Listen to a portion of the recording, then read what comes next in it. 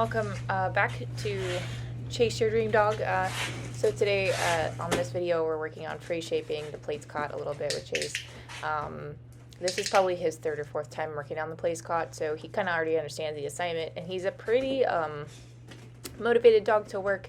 He doesn't get too easily distracted, so if it was a puppy that was like super ADD, I'd probably have him on a leash or in a smaller confined area, but I'm pretty confident that he'll work for me with minimal distraction here. So a couple things about this video that you're going to find a little bit interesting is, number one, for the most part I'm using a click release behavior. So as you see, he's about to lay down, and then I click and he comes off the cot for his food.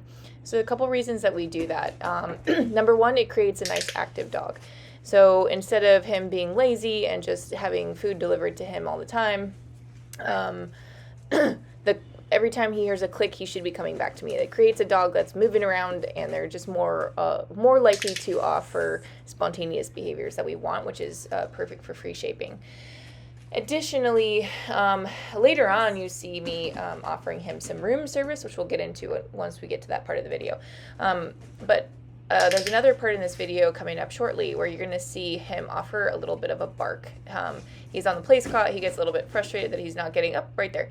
He gives me a little bark, and I actually do reward that. Even though like my goal is for him to go there, lay down, he offered me a bark, and that's something that ultimately I want him to be able to do on command. I want to be able to have a bark on command, and so even though that wasn't my goal for this training session, he offered it to me and I went with it. So sometimes it's okay to just, even when that's not the goal of your training session, if they offer you a behavior that you want to use later on, just capture it. Take that moment, reward it, and as you can see, it doesn't really derail his training in this particular exercise. He goes back to doing what he was supposed to do. And then pretty soon we're going to start giving him some room service. You can see he's getting a little bit frustrated here, and that's totally fine. He goes right back to work, and he figures out what he's supposed to do.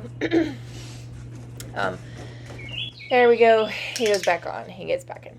Another part of this video that you're seeing is me being an inactive, kind of boring, we just sort of inactive handler, active dog. So that's part of the click release behavior that we want is I'm just going to stand there, and because if I'm doing all this encouragement and high-pitched behavior, then he's going to end up relying on that ultimately in training in the future. And I don't want to have to go out, if I end up taking this dog to competitions or something like that, I don't want to end up having to engage this dog verbally and with my body language all the time.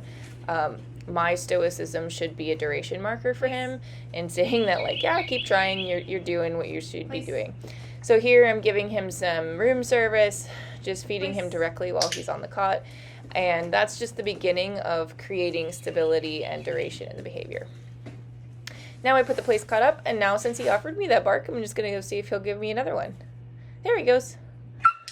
So I captured that moment, and we went with that, and that was the end of our training.